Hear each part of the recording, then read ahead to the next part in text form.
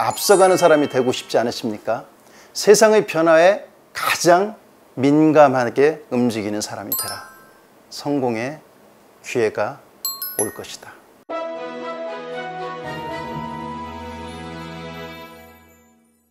안녕하세요. 반갑습니다. 김만기라고 합니다.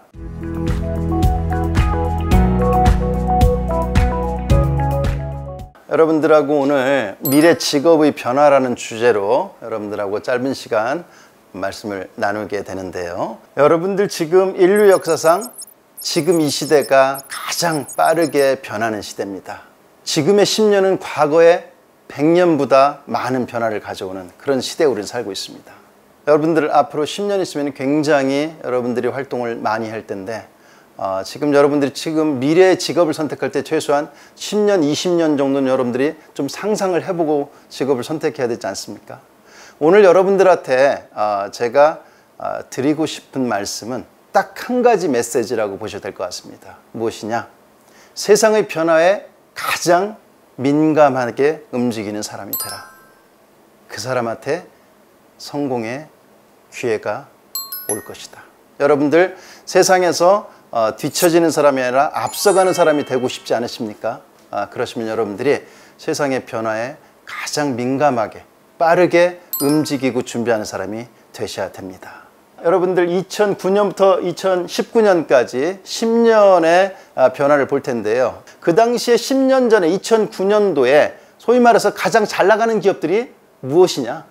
여기 보시면 여러분들 보통 석유, 자원, 금융 이런 쪽이잖아요. 유통, 광산 이런 거네요. IT 기업이 2개밖에 없습니다. 근데 2019년에 어땠습니까? IT 기업이 10개 기업 중에 7개죠. 최근에는 여러분들 테슬라가 더 들어갔어요. 그러면 이렇게 IT 기업이 10년 만에 이렇게 세상이 바뀝니다. 그리고 여러분들 여기서 우리가 볼 수 있는 게 애플, 마이크로소프트, 아마존, 페이스북 그 다음에 텐센트까지 창업자가요, 놀랍게도 다 20대에 창업을 한 회사들입니다. 알리바바는 마윈이 30대 때 창업을 했어요. 여러분 20대, 30대 여러분들 같이 젊은 20대의 청년들이 이런 IT 기업을 만들고 이 스타트업으로 만들어서 세계적인 기업으로 성장을 시켜서 지금은 IT가 주도하는 IT 혁명 시대를 열었던 겁니다. 20대의 청년들이 세상을 바꿔놓는 겁니다. 여러분들도 거기 함께 동참하고 싶지 않으세요? 여러분 할 수 있습니다. 여러분 지금 1990년대, 2000년대 인터넷 시대를 거쳐서 지금 모바일 혁명 시대까지 왔습니다. 그런데 여러분들 지금 우리가 2007년도에요. 아이폰이 출시되면서 세상이 굉장히 바뀌었어요. 아이폰이 있을 그 전 시대와 그 후 시대를 나눌 정도로 아이폰이 굉장히 혁명적인 변화를 가지고 왔죠. 여러분 아이폰 하나로 여러분 지금 업무도 보고요. 사진 찍고요. 일상 여러분 SNS부터 시작해서 너무 많은 일들을 합니다. 그리고 여러분들 지금 여기서 한번 보십시오. 2010년에요. 카카오톡이 만들어졌는데요. 여러분들 지금 10년밖에 안 된 겁니다. 카카오톡 서비스가 나온 지가. 카카오톡이 없다면 여러분들 너무 불편하지 않겠어요? 카카오톡이 없는 세상 상상이 가요? 그게 바로 10년밖에 안 된 거예요. 10년이면 여러분들 너무나 많은 변화들이 옵니다. 앞으로의 10년은 제가 여러분들한테 이제 곧 보여드릴 겁니다. 얼마나 큰 변화들이 올 것인지, 10년의 변화를 위해서 나는 지금 어떤 준비를 하고 있는지. 그리고 여러분들 아이폰 출시되면서 앱 개발자들 원래 없던 직업들이 생겨나고요. 새로운 직업들 생겨나고 기존에 있던 직업들은 또 없어지고 사라지기도 하고 이렇게 그런 변화들이 있죠. 여러분들한테 지금 보여드리고 싶은 건 뭐냐면 세상의 변화에 가장 민감하게 세상의 변화에 빠르게 움직여서 혁신하는 기업들은 더 크게 성공하고 살아남을 수 있고 그렇지 못한 기업들은 아무리 큰 기업이라고 하더라도 한순간에 무너질 수 있다는 걸 보여드리겠습니다. 여러분 노키아라고 여러분들 혹시 들어보셨나요? 많이 모르실 것 같은데 이게 지금 노키아와 애플 아이폰이 2007년에 같이 출시된 제품입니다. 여러분들 같으면 전통적인 이 휴대폰 노키아 휴대폰을 선택하시겠습니까? 새로 나온 첫 선보인 스마트폰을 선택하시겠습니까? 여러분 아시겠죠? 이 노키아가 여러분들 98년부터 2011년까지 세계 시장 점유율 1등입니다. 2007년에 전 세계 휴대폰 시장의 40%를 시장 점유율을 갖고 있었어요. 세계 최고의 기업이었죠. 그리고 지금 애플 아이폰은 아무도 몰랐던 그런 새로운 그 스마트폰을 만들어냈죠. 처음으로. 이 스마트폰이 세상을 변화시키고 아주 세상을 놀라게 만든 거죠. 그런데 이 노키아는 혁신해서 새로운 제품들을 내놓으려고 적극적으로 하지 않았습니다. 그러다가 2013년에 MS에 매각되고 그 다음에 세상에서 사라지고 몰락을 하게 됩니다. 아무리 오래된 기업, 아무리 큰 기업, 그게 중요하지 않습니다. 지금은요, 여러분들이 혁신적인 어떤 아이디어를 가지고 새로운 스타트업을 만들어서 그 기업들이 100년 된 기업들도 위협할 수 있고 무너뜨릴 수 있는 그런 세상에 살고 있습니다. 어떻게 보면 엄청난 내가 열심히 변화하고 노력하고 도전하면 그런 기회를 만들 수 있는 시대라는 거죠. 예전에는 그렇지 않았습니다. 절대로 몇 년 된 스타트업들이 100년, 50년, 100년 된 기업들을 무너뜨리거나 위협하는 사례를 찾아보기가 어려웠었어요. 그래서 여러분들은 한국에서 우리 여기 숭실대학에서 스타트업을 해갖고 세계적인 기업을 만들 수가 있는 시대에 온 겁니다. 지금은 환경의 탓이라든가 뭐 나는 언어가 안 되고 뭐 어떤 이유가 필요 없는 그런 세상에 우리는 살고 있어요. 그만큼 내가 노력하고 도전하면 기회를 만들 수 있다는 거죠. 자, 이제 여러분들 화폐 어떻습니까? 예전에 현금을 썼었죠. 그죠? 근데 요즘들 현금 안 들고 다니죠. 이제 카드를 다 쓰고, 그 다음에 또 인터넷 금융들이 지금 뭐 카카오뱅크니 뭐니 뭐 토스니 굉장히 많이 잘 발달돼 있고, 그리고 페이 시스템들, 그죠? 여러분들 뭐 페이팔, 뭐 네이버, 카카오페이 이런 것들 너무 잘 돼 있고, 그리고 여러분 이제는 어떻게 갑니까? 아예 현금이 없는 사회로 가고 있습니다. 디지털 화폐를 만들어요. 그래서 중국 같은 데는 굉장히 앞서가는데요. 디지털 위안화를 만들어 갖고요. 아예 현금 없는 사회로 가려고 합니다. 그래서 실질적으로 이미 많은 사람들이 세금 같은 경우를 디지털 위안화로 지불까지 다 테스트를 다 했어요. 이제 앞으로 여러분들이 현금을 보기가 되게 어려운 시대가 될 겁니다. 중국뿐만 아니라 미국이라든가 전 세계가 다 지금 디지털 화폐를 굉장히 많이 연구를 하고 있습니다. 빠르게 변화할 겁니다. 그리고 여러분들 전통적인 금융권에서 핀테크로 많이 변화를 하고 있는데요. 여러분, 핀테크는 뭡니까? 파이낸스하고 금융하고 테크가 결합된 게 핀테크잖아요. 그럼 핀테크 같은 경우 지금 은행 같은 고객의 정보들이 다 전산화되어 있잖아요. 그 전산화되어 있는 걸 갖다가 훨씬 더 잘 분석해서 새로운 서비스를 만들고 마케팅을 잘하는 게 전통적인 금융, 은행보다는 핀테크 회사들이 훨씬 더 잘할 거라는 느낌이 들죠. 그래서 여러분들 인터넷 뱅킹 쓰고 뭐 다 핀테크에 이런 걸 많이 활용하니까 여러분들이 은행 갈 일이 없는 거죠. 그러면 여러분들이 미래 직업을 선택할 때 그러면 금융권을 내가 하고 싶다 그러면 여러분들은 어떤 선택을 하시겠습니까? 상상을 해보십시오. 은행은 자꾸 줄 수밖에 없겠죠. 종이신문, 신문사도 자꾸 경영이 악화될 가능성이 더 악화될 가능성이 높겠죠. 이렇게 분위기가 다 사회 전반적인 변화가 일어날 겁니다. 자, 그리고 여러분들 이제 얼마 전에요. 독일에서 아주 세계적으로 유명한 모터쇼가 있습니다. 그 모터쇼를 열었는데 이 전통적인 내연기관 자동차들은 아예 취급도 안 했답니다. 찬밥 신세인 거예요, 이미. 그래서 그 쇼에는 뭐를 하느냐?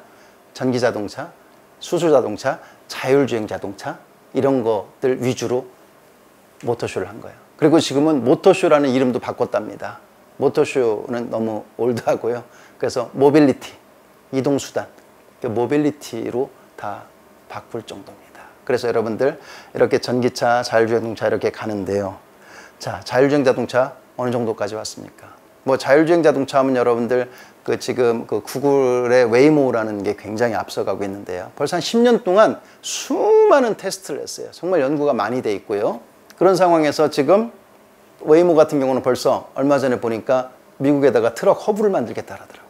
자율주행 자동차도 지금 벌써 일부 지역에서는 많이들 뭐 중국도 그렇고 미국도 그렇고 시범 운행도 하고 많이 왔는데요. 이제 더 많은 도심 쪽에서 사람들의 안전 문제가 또 이게 결부된 거니까 굉장히 더 조심스럽게 이제 진행을 하고 있고 트럭은 훨씬 더 편하죠. 미국 같은 엄청난 이 장거리의 운송 같은 거 트럭이 하잖아요. 그러니까 거기는 사람들이 접근을 덜 하거나 안 하거나 이렇기 때문에 훨씬 더 먼저 갈 수가 있어요. 트럭은 아마 빠르면 곧 뭐 몇 년 안 돼서 트럭은 시작이 될 것 같아요.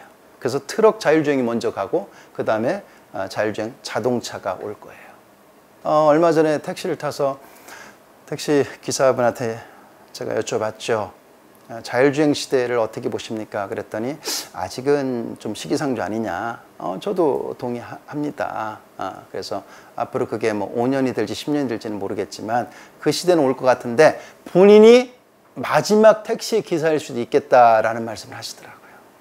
여러분, 자율주행 자동차도 많이 왔습니다. 여러분 상상을 해보세요. 자율주행 자동차가 되면은 어떻게 되죠? 운전면허 따야 되나요? 안 따야 되나요? 그러면 운전면허 학원은 어떻게 되는 건가요? 교통체계는 어떻게 되나요? 다 바뀌어야 되겠죠? 자, 그러면 자율주행 자동차가 운전할 때 사람은 거기서 껴서 운전할 수 있게 할까요? 안 할까요? 수많은 변화들이 있을 겁니다. 자율주행 자동차가 되면 지금 트럭, 택시, 수많은 드라이버 분들한테 영향을 줄 수밖에 없는 거고요. 굉장히 많은 변화들이 일어나는 겁니다. 이런 거를 여러분들 다 상상을 하면서 미래 직업도 살펴볼 필요가 있는 거죠. 여러분, 드론으로 택배 배달하는 건 여러분들 많이 들어보셨을 거예요. 뭐 중국 같은 데는 뭐 일부 지역이긴 하지만 뭐 커피 배달도 한다고 하고요. 또 산간 지역 같은 데는 드론으로 뭐 의약품이라든가 이런 거 많이 배달하고요. 또 뭐 호주라든가 다른 나라에서는 피자 배달도 하고 있고요. 뭐 미국도 그렇고요. 뭐 이거는 거의 많이 온 겁니다. 얼마 안 남았어요. 우리가 이제 상용화되기까지는 뭐 불과 그렇게 많이 남은 시간들이 아니고요. 이건 뭐죠? 플라잉카, 에어택시, 뭐 드론 택시 이런 거 들어봤죠? 이것도 여러분들 그렇게 먼 얘기가 아니에요. 제가 며칠 전에요. 제주에서 김포공항에 내리자마자 딱 보니까 앞에 에어택시 전시를 해놨어요. 그래서 자세히 읽어봤습니다. 그랬더니 김포공항에 에어택시 허브를 만든대요. 그러니까 에어택시 터미널 같은 걸 만든다. 그래서 그 조감도를 쫙 해놨어요. 한층은 자율주행, 한층은 에어택시 이런 식으로 쫙 해놨더라고요. 굉장히 지금 많이 와 있습니다. 그래서 에어택시를 하면 김포공항에서 잠실까지 12분 정도 걸린답니다. 상상해 보십시오. 용인에서 광화문까지 15분. 여러분, 용인에서 광화문 오려면 차 좀 막히고 가면 2시간은 걸릴걸요. 그죠? 완전히 혁명적인 변화가 일어나고 있죠, 지금. 그런데요, 지금 이런 것들, 이 드론이나 로봇이나 우리가 이런 것들을 이런 걸 쭉 봤잖아요. 이런 게 여러분들 한국에서는 지금 한 2025년을 목표로 이런 부분들을 좀 상용화시키겠다라는 목표를 갖고 있는데 그게 좀 더 늦어질 수 있을 것 같고, 근데 여러분들한테 드리고 싶은 말씀은 오늘 지금 세상의 변화에 대해서 이야기를 하는데 정말 빠르면 5년 내에, 좀 더 늦으면 10년 내에 다 이루어질 일들을 여러분들한테 말씀드린 겁니다. 여러분, 10년이라는 시간, 우리 일상생활에서도 너무 많은 변화가 오겠죠. 그러면 이런 변화 속에서 직업의 선택, 여러분들 이 변화를 모르고 직업을 선택하는 사람하고 이 변화를 알고 직업을 선택하는 사람 차이는 하늘과 땅일 겁니다. 그렇죠? 그리고 이 직업을 알고 내가 거기에 맞게 나를 변화시키고 새롭게 만들고 준비하는 사람한테는 어마어마한 기회가 오겠죠. 여러분, 지금 4차 산업혁명 시대는 아주 혁명적인 시대입니다. 혁명적으로 변하는 거예요. 지난 100년보다 더 빠르게 변하는 이 10년입니다. 이 변화에 빠르게 제대로 잘 올라탄 사람들은, 기업이나 사람들은 돈 벌고 성공하고 이렇게 하는 겁니다. 이 혁명적인 변화의 시대에 올라타지 못하는 사람은 뒤처질 수밖에 없는 거예요. 그래서 이거를 제대로 아는 게 너무 중요하다는 말씀을 드리고 싶은 겁니다. 자, 그러면 앞으로 미래 일자리는 어떻게 변하겠습니까? 자, 프리랜서가 증가한다는 거 너무나 당연하죠. 근데 미국은 어떻습니까? 미국의 노동인구, 노동할 수 있는 그 인구 중에 프리랜서 비중이 36%입니다. 2020년에. 어마어마하죠? 여러분들? 이게 뭐 10년 안 가서 한 50%로 갑니다. 자, 그리고 미국 사람들이 평생 12번의 직업을 바꿔요. 여러분 지금 평생 직업 개념 자체가 없죠, 이제는. 여러분들 직업 선택 하나 해서 그 직업으로 평생을 할 수 있다? 이거는 말이 안 되는 거죠. 이제 여러분들 시대에는 아무리 못해도 직업 2-3번, 4-5번 이렇게 바꿔야 될 겁니다. 저만 해도 지금 활동하는 게 뭐 메인으로 활동하는 것만 해도 저도 한 서너 개 됩니다.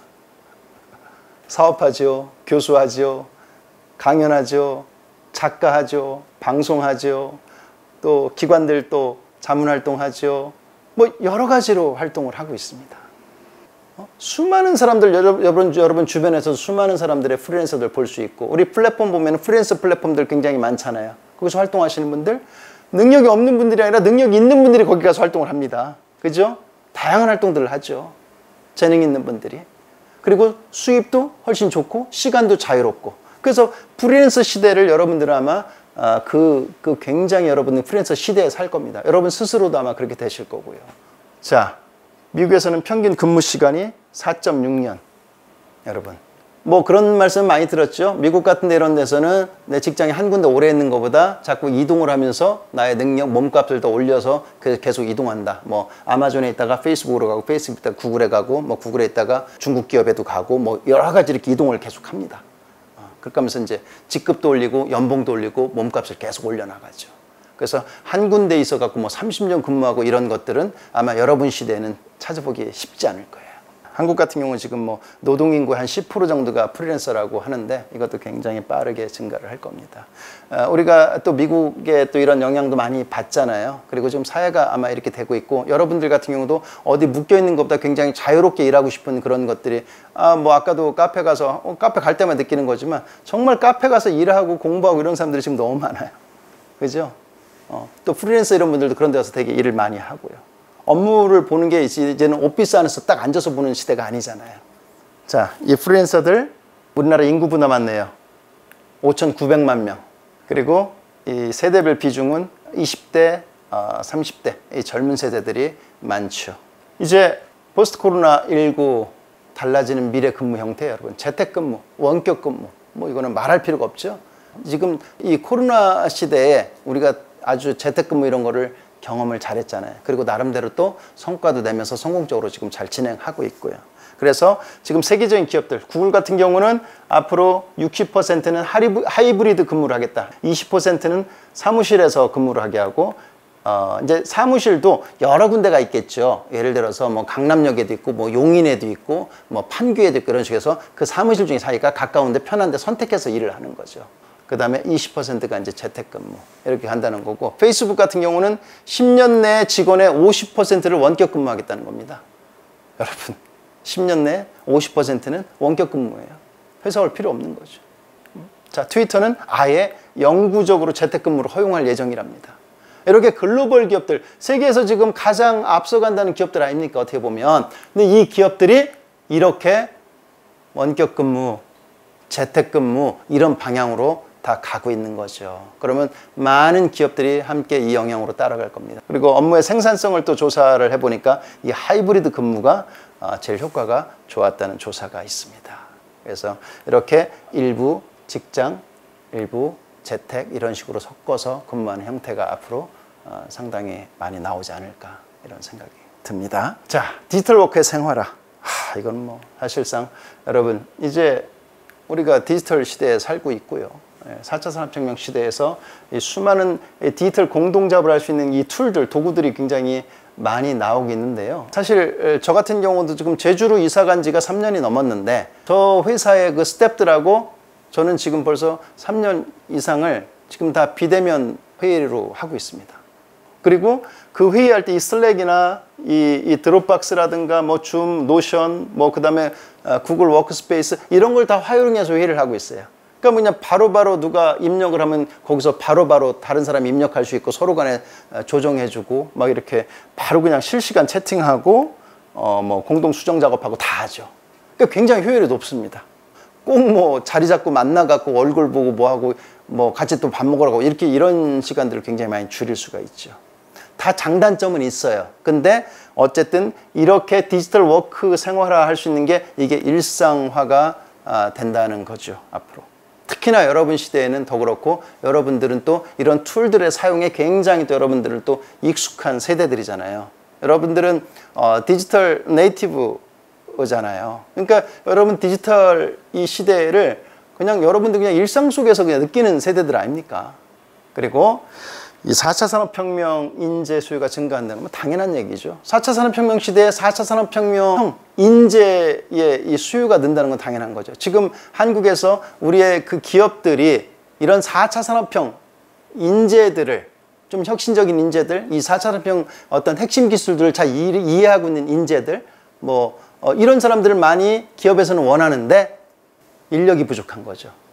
예를 들자면 지금 AI 쪽에 굉장히 인재들이 많이 필요한데 그런 인재들도 많이 양성이 안 돼 있고 그런 AI를 교육할 수 있는 교수진도 부족하다는 거죠.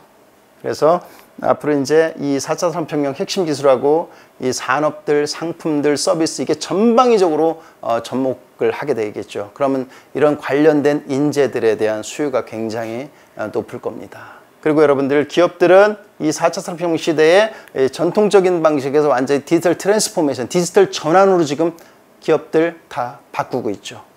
옛날식의 어떤 그 회사의 어떤 그 시스템들, 이런 업무의 효율화 이런 것들이 굉장히 중요하기 때문에 기업들이 지금 다 이 새로운 형태의 디지털 트랜스포메이션이 가장 큰 화두로 지금 되고 있습니다. 그래서 기업들이 굉장히 많이 변하고 있어요. 그러면 거기에 맞는 그런 데서 아주 효율적으로 잘 일할 수 있는 그런 인력들을 원하지 않겠습니까? 자, 신기술에 따른 이런 전문가들 수요가 증가하고 전문가들도 굉장히 세분화됩니다. 옛날처럼 무슨 컴퓨터 무슨 잘하는 이런 게 아니라 더 구체적으로 해서 핀테크의 어떤 분야, 데이터 분석 이런 식으로 해갖고 그런 더 전문화된 그런 전문가들을 원하게 되겠죠. 우리는 그럼 어떻게 해야 되느냐? 이제는 여러분들 기업 간에 지금 기술 경쟁의 시대고 최첨단 제품들 이런 것들을 더 잘 만들고 빨리 내놓고 속도 경쟁도 하고 해야 되는 기업은 그게 생존입니다. 그런 경쟁 시대에 그 기업들은 지금 가장 필요한 4차 산업혁명에 관련된 그런 기술들을 활용해서 제품들 만들고 산업에 투입을 시킬 겁니다. 그래서 인공지능이라든가 알고리즘이라든가 빅데이터로 분석을 한다든가 IoT로 연결을 시킨다든가 이런 것들을 다 활용을 할 거 아닙니까? 그렇게 해야지 기업들은 더 좋은 제품들을 만들고 더 좋은 서비스를 갖다가 제공할 수가 있는 거죠. 아마존의 맞춤형 추천 서비스라든가 아까 넷플릭스라든가 이런 것들도 다 그런 기술들을 갖다 활용을 한 거잖아요. 그래서 이런 4차 산업혁명에 관련된 핵심 기술들 그런 거를 바탕으로 한 IT적인 마인드의 생활화, 이거는 문과 이과의 개념이 아니라 누구나 다 알아야 되는 거. 모두에 말씀드렸잖아요. 컴퓨터 못하는 사람을 지금 채용하겠냐고 하는 것처럼 컴퓨터는 지금 누구나 다 일상화가 된 거잖아요. 앞으로 여러분들 이 IT 관련된 이런 것들은 여러분들 앞으로 상당히 지금 와 있고요. 이게 일상화되는 시대가 이제 오는 겁니다. 그러면 여기에 대한 기본적인 이해도가 없으면 취업할 때 좀 어려움이 있을 수 있는 것도 아마 멀지 않았다는 생각이 들고요. 그리고 여러분들이 이제는 금융과 IT가 결합되고, 그죠? 아까 말씀드렸죠. 핀테크, 파이낸스와 테크가 결합되고, 농업과 IT가, 아까 스마트팜 같은 것도 마찬가지일 거고요. 의료, 국방, 이런 것들이 지금 다 IT랑 결합되는 세상에서, 아유, 나는 문과니까 IT하고 나하고 무슨 관계 있어. 이렇게 돼버리면 안 된다는 거죠. 그리고 여러분들 끝없이 이야기하는 창의적인 인재를 요구하는 세상이 되는데요. 그냥 모두가 다 똑같은 생각으로 똑같이 이렇게 그런 비즈니스라든가 이 업무를 하는 그런 시대가 아니라 자기만의 색깔, 자기만의 창의적인, 자기만의 상상력 이런 걸 요구하는 시대죠. 이제 그런 걸 하려면 우리가 그래서 인문학이 중요한 거잖아요. 그런 문학책이라든가 이런 여러분들이 새롭게 상상할 수 있는 이런 것들을 많이 여러분 속에 집어넣고 거기서 여러분만의 새로운 상상력을 만들어내고 그런 걸 통해서 새로운 비즈니스 모델을 만들어내고, 여러분들 우리가 이미 결과적으로 나왔으니까 별거 아닌 것 같지만 에어비앤비의 그 모델을 갖다가 그냥 우리가 일상적인 시골에 가서 그냥 민박집의 형태를까지는 생각했는데 그걸 플랫폼화시키고 글로벌화시키고 이렇게 연결시킨다는 이 사업 모델을 갖는다는 것은 엄청난 상상력과 거기에 IT적인 요소들을 결합시켜서 플랫폼을 만드는 거잖아요. 그러면 그런 기업의 혁신 기업으로 인정을 해서 그 기업에다가 많은 투자가 들어가고 그게 더 글로벌화 시키기가 되고, 그런 기업이 스타트업이 유니콘 기업이 되고 세계적인 유니콘 기업이 글로벌에서 주목받는 대기업으로 성장을 하는 거죠. 우리가 그런 시대에 살고 있는 거예요. 그래서 여러분들한테 정말 말씀드리고 싶은 거, 세상의 변화에 가장 민감한 사람이 되라.